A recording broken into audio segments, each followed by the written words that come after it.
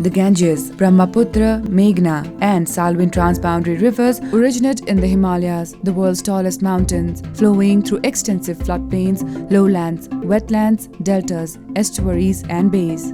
They connect nations across political boundaries and are at the heart of the region's rich tapestry of culture, economy, and traditions. For centuries, these shared waters and river basins have been a vital resource for the region, their ecosystem services and natural resources, providing the means of sustenance and driving the economy. Yet, for the millions living in these transboundary basins, their rights to water and other natural resources are often marginalized due to socio-political, economic challenges, as well as climate change impacts.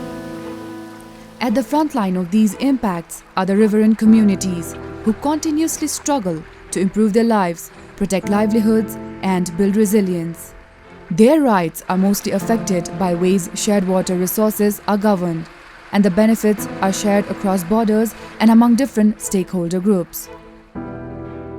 There is an urgent need for collaborative efforts to equitably manage shared water resources. TROSA is supporting the region's riverine communities uphold their water rights and build resilience with innovative solutions. This is their story. Meet Geeta. The Mahakali River in Nepal is her lifeline. She depends on the river to irrigate her small field, her only means of survival. But unregulated sand extraction, riverbank erosion, and water pollution make farming challenging. She dreams of starting a farm one day. But like many women in her village, she finds it difficult to break out of her gendered role and voice her opinions. Today, as the secretary of the Women's Empowerment Center, she has seen the successful outcomes of self-organization, a support network, better irrigation systems, and a purpose in life. Going beyond survival, Geeta is now an aspiring farmer and an emerging water leader in the Mahakali Basin. She is also an active member of the community-to-community network of Nepal and India that meet to discuss river issues. Sushila is from an indigenous community. For generations, her community has lived along the banks of Saralbhanga River in the India-Bhutan border. They are entirely dependent on the waters brought by the Jamfui, a network of channels or khurs to irrigate agricultural lands and for household use. Land use changes and other climatic factors such as erratic rainfall in upstream Bhutan often results in insufficient water availability or flash floods during monsoon for downstream communities. Facing a challenge to survive, Sushila joined others in community-level initiatives supported by TROSA, which made it possible to revive the traditional Jamfui practice to irrigate the farms. It created a positive difference in the lives of the indigenous communities, especially women like Sushila, who need a long-lasting solution to the problem. Their purposeful engagement led to better conversations on both sides of the border about common water issues, and created a favorable environment for dialogues between the civil society members. Here's Ambia Begum of Bangladesh.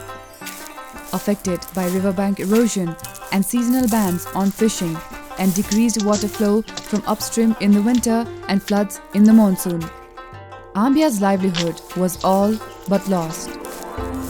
Determined to overcome the odds, she stepped out of her traditional chores. She began participating in Nodi Boitoks, river meetings in her village, and learned about her rights to water. She now leads, not just in raising awareness about water rights, but also works with the local authorities on implementing compensation plans for fisherfolk communities affected by the bans. Her community also successfully worked with local authorities to revive the Bandal, an indigenous method of protecting riverbanks with bamboo fences to control erosion. She also convinced local business folks to stop the illegal sand mining to avoid exacerbation of riverbank erosion. Today, Nodi Boitak has become a popular forum to discuss community problems with local government representatives as more women join the movement to voice their views. In Myanmar, Nai is a local women's leader on community-based water governance from Dola Lake and also a community mobilizer on protecting the Salween River from the southern part of Myanmar. She has a large family who completely rely on the Salween fresh water for drinking, washing, fishing, cultivation, and also using the woods near the river to make a fire to cook. She has a very strong emotional attachment to the Salween just like the other community members and is determined to protect it. Noai has also been actively organizing, mobilizing, campaigning and encouraging the locals to become Salween protectors, involving later generations to protect Mother Salween and its environment. While working with local civil society groups, she learned many things about campaigning for the protection of the river and built a strong network by empowering many youth and women along her path. Stories like these prove that when local communities, particularly women, meaningfully participate in and lead decision-making processes, they can claim their rights for resources and manage them equitably and sustainably.